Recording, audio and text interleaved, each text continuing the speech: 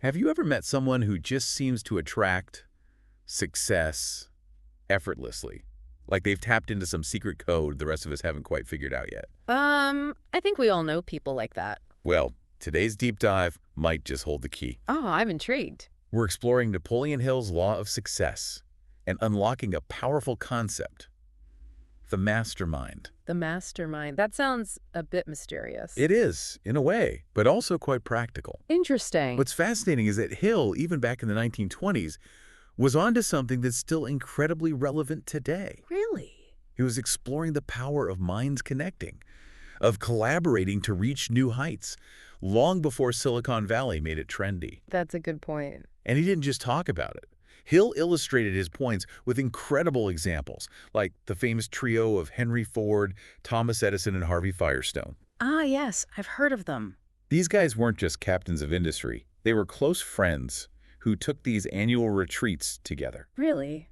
Annual retreats? Imagine them brainstorming under the stars. I bet those were some interesting camping trips. More than just interesting, I'd say groundbreaking. How so? Hill argues that their friendship, their collaboration, was a key factor in their success. Interesting. They weren't afraid to bounce ideas off each other, challenge each other's thinking, and that led to incredible breakthroughs.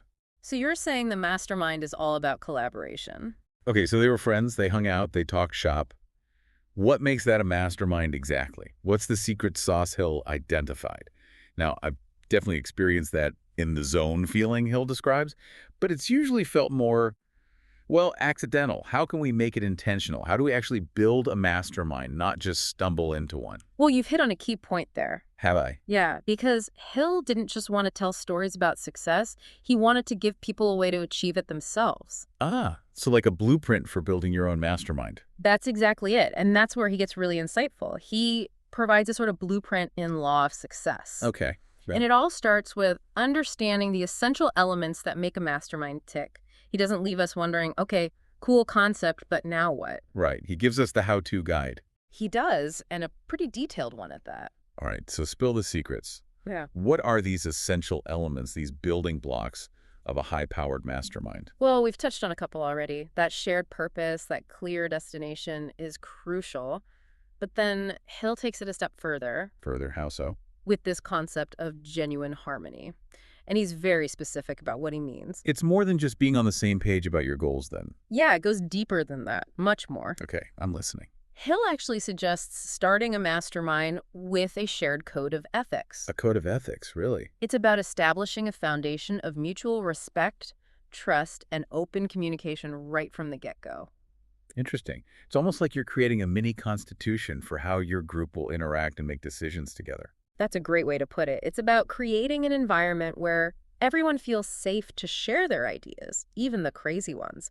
Because remember, Hill believed that diversity of thought is where true innovation comes from. Right. It's like that saying, the best way to have a good idea is to have a lot of ideas. Exactly. You need that freedom to brainstorm without fear of judgment. But to get to those groundbreaking ideas, you need that safe space. Absolutely. That trust that your collaborators have your back, even when you're venturing out on a limb.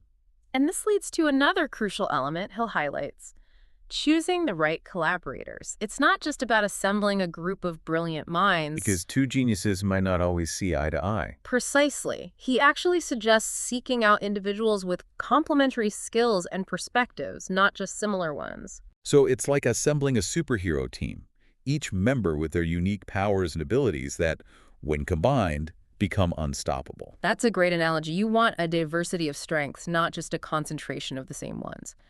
Hill believed that this kind of synergy allows a mastermind to tackle challenges from multiple angles, to see solutions that wouldn't be visible to a more homogeneous group. I'm starting to see how powerful this can be.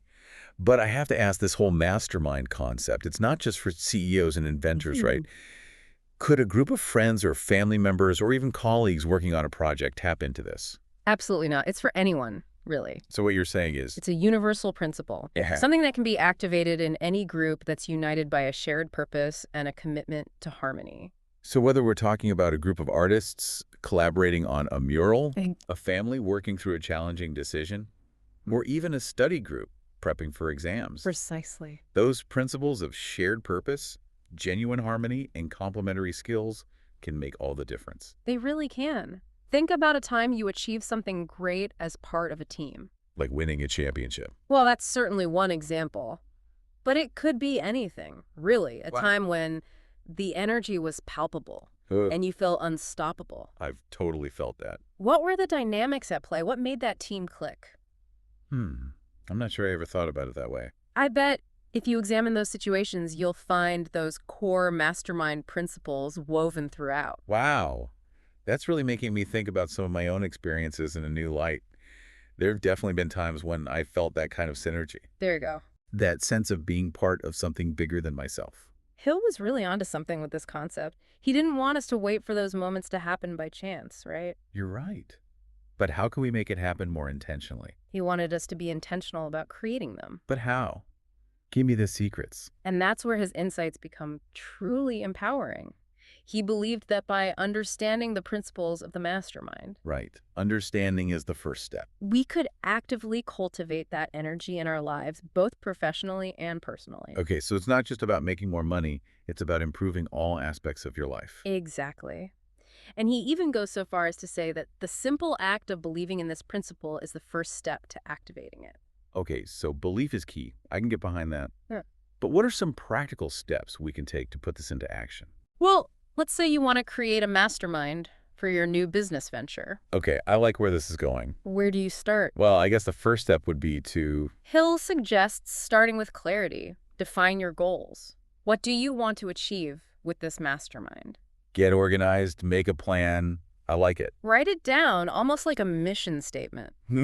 A mission statement. That sounds official. It focuses the energy and intention from the outset. Okay, so clarity of purpose is step one. What comes next? Then think about those complementary skills we talked about. Right, the superhero team. Who are the individuals who could bring diverse talents and perspectives to the table? And remember, you're not just looking for yes people. Definitely not. Gotta have those different opinions. You want collaborators who will challenge you, push your thinking, That's how you grow, right?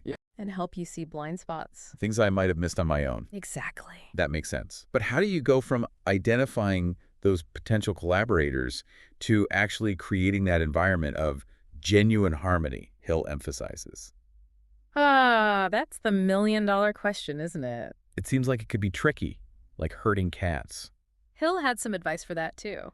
He recommended establishing clear communication guidelines for the mastermind. Ooh, ground rules. This could involve setting ground rules for respectful dialogue, Makes sense. creating a regular meeting schedule, Stay organized. or even just agreeing on how you'll share information and feedback with each other. So it's about being proactive, not just assuming that harmony will magically happen on its own. Precisely. You have to put in the effort to build that foundation of trust and mutual respect.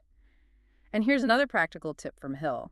Hit me with it. He encouraged mastermind groups to engage in regular brainstorming sessions, Love a good brainstorming session. where the focus is on generating ideas freely and without judgment. Let those creative juices flow. He believed these sessions were crucial for tapping into that collective intelligence and unlocking breakthrough solutions. It's almost like you're creating a dedicated space for that mastermind magic to happen. That's a great way to put it. And within that space, The brainstorming space. Hill emphasized the importance of maintaining a positive and supportive atmosphere. Kill negativity. I'm all about that. He believed that negativity and doubt could literally short-circuit the creative energy of a mastermind. Wow, that's powerful. Yeah. So it's not just about having the right people and the right goals. It's about cultivating the right mindset, Got it. both individually and as a group. Absolutely. And that leads us to our final provocative thought from Hill. Which is? Let's just say it's a pretty big one. Oh, I do love a good cliffhanger. Lay it on me. He believed that thoughts are things, Thoughts are things. Go on. that they have their own kind of energy and can influence the world around us. Interesting. That's a pretty profound idea. It really is. It suggests that a mastermind, with its aligned intentions and amplified mental energy, has the potential to achieve far more than just the sum of its parts.